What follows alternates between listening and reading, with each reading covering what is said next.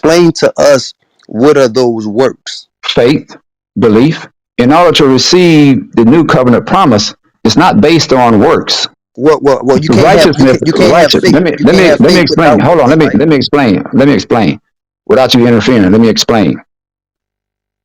In order to receive the promise of God, a man must have faith in what God says. In order to be righteous under the new covenant, you must have faith because it's a promise that was made by God. You got to understand the word promise is a promise. You got to understand the word promise is a promise. You got to understand the word promise is a promise. It's a promise. It's a promise. It's a promise.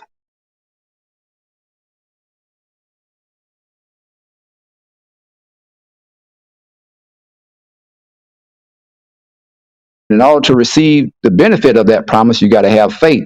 In order to be righteous in the eyes of God, you got to have faith because it's a promise. God made a covenant with Abraham, and Abraham was deemed righteous by God because of Abraham's faith.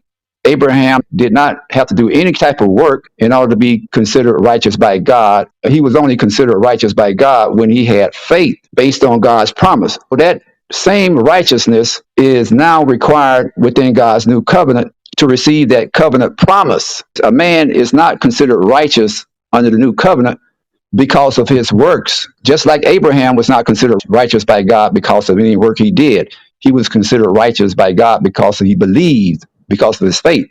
So that same type of faith based upon God's promise, so that same type of faith based upon God's promise, so that same type of faith based upon God's promise, based upon God's promise must be manifested within the new covenant. That's why it says you are saved by faith.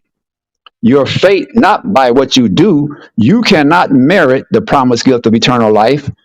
You cannot do anything that will entitle you to receive the promised gift of eternal life because of something you do, because of your merit.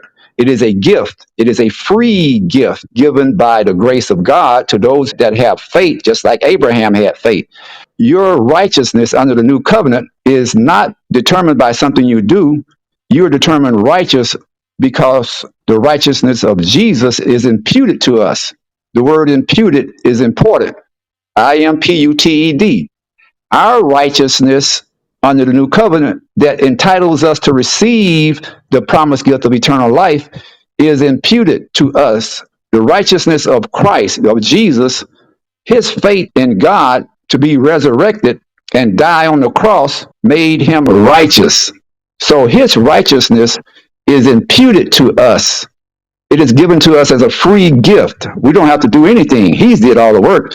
Jesus already did all the work. All we got to do is have faith.